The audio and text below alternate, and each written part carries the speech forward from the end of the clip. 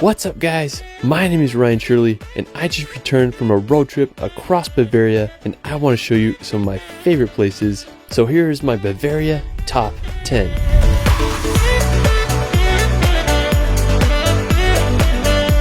Bavaria is home to some of Europe's most magical landscapes. From endless castles to medieval fairy tale towns, Bavaria is a destination that needs to be explored. Let's start this video off in the town of Berchtesgaden. Now I have to say this is one of the most beautiful towns in all of Germany. It's just a 2-hour drive from Munich and is nestled in the Bavarian Alps. One of my favorite features of Berchtesgaden is the Watzmann Mountain. It's a uniquely shaped peak that towers over the town. It almost looks like someone took a bite out of it. One thing I love about Berchtesgaden is there's so many beautiful churches to explore. One of my favorites is the church in Ramsau. It's right next to this beautiful stream and there's this picture perfect bridge to observe the church from. Another one of my favorites is the Maria Jern Church, which offers a perfect view of the Watzmann Mountain. One of the main reasons I wanted to go to Berchtesgaden was to visit Hitler's Eagle's Nest. Now I'm really fascinated with World War II history and I had to see this place for myself. Now the Eagle's Nest was built in 1939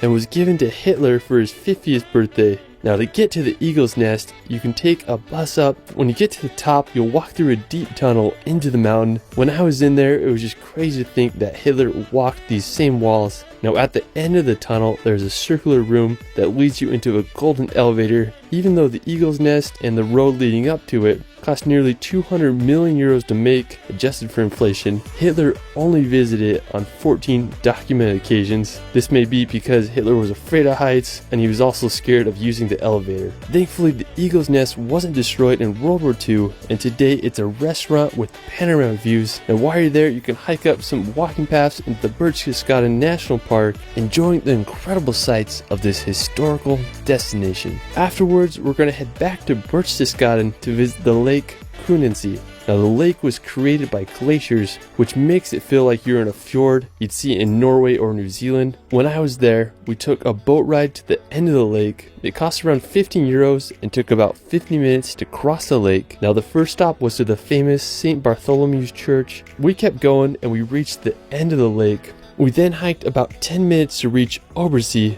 Just home to this iconic lake hut, and the scenery there is just astounding. The lake's so clear and it's just surrounded by massive mountain walls that are hard to explain. I just had a great time enjoying the scenery around the lake. Definitely gotta explore Kunensee and Obersee while you're in Berchtesgaden. Now afterwards, we're going to visit the magical village of Rothenburg. Now when you go to Rothenburg, you'll feel like you're walking in a fantasy movie. It's one of the most preserved medieval old towns in all of Europe. During the Middle Ages, Rothenburg thrived as it was located at the crossroads of European trade routes. At the beginning of the 15th century, it rose to becoming the second largest city in all of Germany, but during the 17th century, Rothenburg faced adversities such as the 30-Year War and the bubonic plague. Without much resources, Rothenburg's growth was halted, which aided in keeping the town preserved in its medieval state. Today, Rothenburg maintains its medieval charm, and it's been the inspiration for sets of Disney movies such as Pinocchio. If you go, you can check out the famous Cloning Corner or witness the beautiful Christmas markets.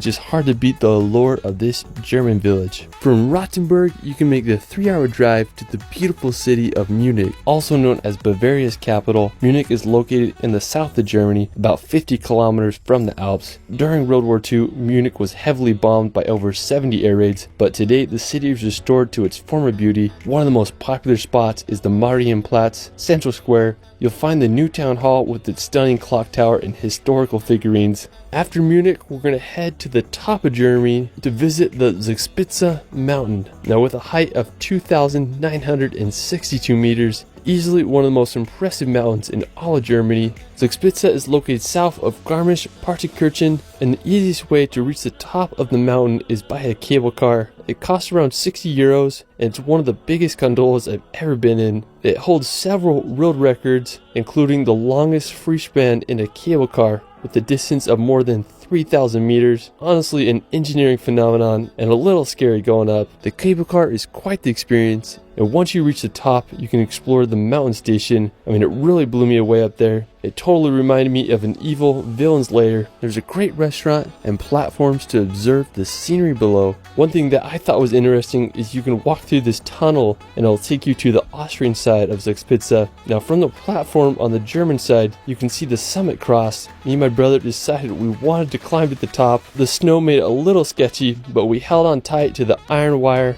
and climbed a ladder and made it to the cross. I mean, the views were unreal up there. I mean, if you go in the summertime, I'm sure it's not as sketchy to summit this. Now after Zugspitze, you can take the cable car down to visit the lake Eibsee. Now it's known as the Maldives of the Alps with its clear water and tree-dotted islands. I mean, the color of the water there is astounding. Now if you have time, I definitely recommend walking along the lake. It's full of beautiful groves of trees and a perfect place to relax on the shoreline and enjoy some Bavarian nature. Now afterwards, we're going to head over to Wagenbrüssee. This is one of the most scenic places in all of Bavaria. I mean, I was just baffled by this place. It's this beautiful little lake nestled in the mountains, and it's full of farm sheds that dot the hillside. Now the lake is overlooked by the perfectly placed Karwendel Alps. I mean, it reminded me a lot of Alpe de Sucy in the Dolomites. I had such a fun time exploring here. I just walked down a little dirt road to get there, and it was a spectacular place to enjoy the Bavarian sunset. I mean, it was definitely one of the highlights of my trip. I'm jealous of all the farmers who have sheds there. After, we're going to head to the beautiful town of Füssen. Now located right at the foot of the Bavarian Alps, Füssen is a 700-year-old medieval city full of old world charm. Its streets are lined with cobblestones and you feel like you're walking back in time as you explore it. I just love all the classical German houses, and I think it's so cool how the milky blue River Lech runs right next to the town.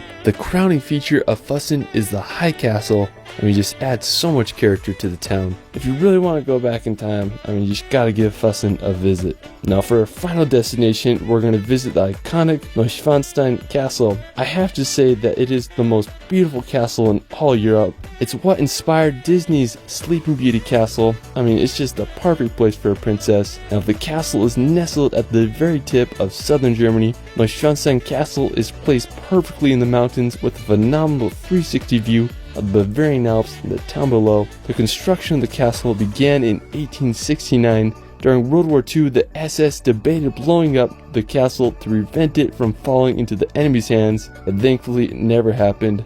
Today, the castle receives over 1.4 million visitors a year, so it's definitely a tourist hotspot. When I was there, we walked around the castle. When you're up close, you realize how huge it really is. King Ludwig had some imagination. Anyways, I found a great vantage point in the trees with a perfect view of the castle. I mean, I just can't get over the beauty of this place. I mean, it's truly something out of a Disney fairy tale. Afterwards, you can walk around Eibsee. It's another picturesque alpine lake with views of the Hohenschwangau Castle. Now, another incredible spot nearby is St. Coloman's Church. It's located just a few minutes away and has a splendid view of the castle and the Bavarian Alps. One of my favorite memories of my time in Bavaria was just enjoying the sunset at the church, just marveling at the green pastures and overall scenery. Bavaria truly is a magical place.